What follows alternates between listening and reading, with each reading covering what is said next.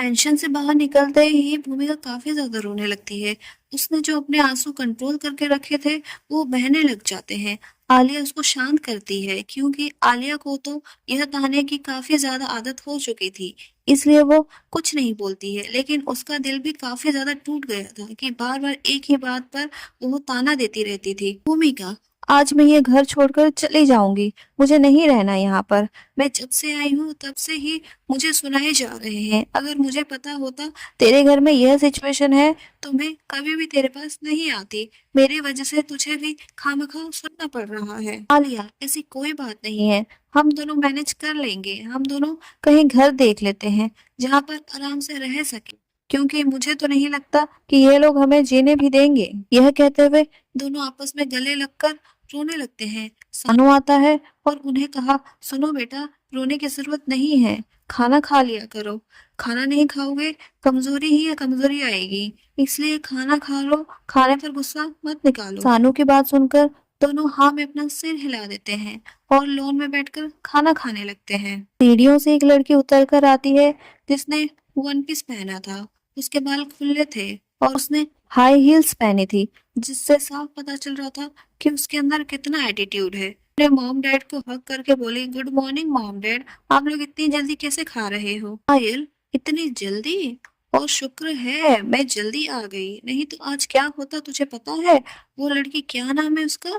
फिर वो भूमिका और आलिया की सारी बात बता देती है। यह सुनकर वो लड़की काफी गुस्सा होती है। वो बोली, इन दोनों की इतनी हिम्मत, आज तो मैं इनको सबक जरूर सिखाऊंगी। ये कहते ही वो अपने दिमाग में कुछ खुराफाती सोचती है और मुस्कुराते हुए अपना ब्रेड टोस्ट खाने लगती है और अपने मॉम डैड को भी वो सारे प्लान बता देती है। दोनों खुश होकर बोलते हैं, शाबाश बेटा, आखिर बच्ची किसकी है? ये कहते हुए वो ठहाका मार के हंसने लगते हैं। भूमिका और आलिया ब्रेकफास्ट करके कॉलेज के लिए निकल जाते हैं। आलिया के डैड की कार से, जो उनके पास थी, उसके पेरेंट्स की आखिरी निशानी थी। उसके अंकल आंटी उस कार को देखकर काफी ज्यादा गुस्सा होते थे, क्योंकि वो इतने बड़े लोग और उनकी कार इतने पुराने मॉडल की। अभी की जनरेशन कहाँ पहुंच गई है और कितने सारे नए नए लग्जरी कार आ रहे हैं, और ये एक ही पुरानी कार चला रही है। उसको सब कुछ मिलता देख पायल उसको कुछ लेने नहीं देती थी और उसके सारे चीज में रोक टोक कर देती थी, जिस वजह से वो कुछ भी नहीं ले पाती थी। और उसने अपने दोस्त को भी अपने मेंशन में बुला लिया होता है। उसकी और ज्यादा परेशानी बढ़ जाती है, लेकिन फिर भी वो अपने दोस्ती निभाने के लिए, उसको बुरा भले से कोई मतलब नहीं होता है।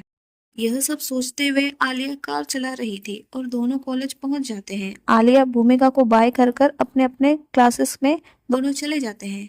भूमिका ने बीए आर्कोलॉजी प्रोग्राम में स्टडी कर रही थी और आलिया बीकॉम कर रही थी, क्योंकि वो अपने पेरेंट्स की कंपनी को टेक ओवर करना चाहती थी उनके अंकल आंटियों से, क्योंकि उन्होंने उसके पापा के सारे प्रॉपर्टी हड़प ली थी और उसके लिए कुछ भी नहीं था। बड़ी मुश्किल से वो उस घर में रह रही है उसकी दादी की वजह से, नहीं तो उसको वहां रहने का मौका भी नहीं मिलता और उसको मेंशन से निकाल दिया जाता। इसलिए वो कुछ नहीं कहती है। उनको जितना उससे सुना जाता है ताना वो बर्दाश्त कर देती है और जितना नहीं होता है उसका पलट कर जवाब दे देती है।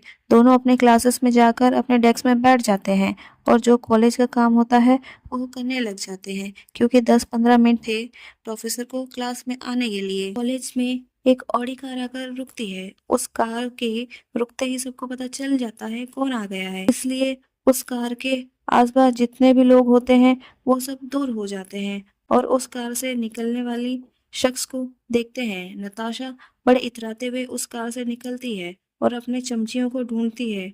उसकी चमचियां दूर से भागे भागे उसके तरफ आते हैं। नताशा अपनी कार के दरवाजे को जोर से बंद करते हुए उन दोनों को देख रही होती है, क्योंकि उसकी चमचियां ने काफी टाइम लगा दिया था उसके पास पहुंचने में। उसको चाहिए था कि उसकी चमचियां हमेशा उसके पास सही टाइम पर आए उसके पास, लेकिन उसे अपनी चमचियों को ढूंढना पड़ रहा है, इसलिए उसका इंसल्ट हो गया जो वो बिल्कुल बर्दाश्त नहीं कर सकती है।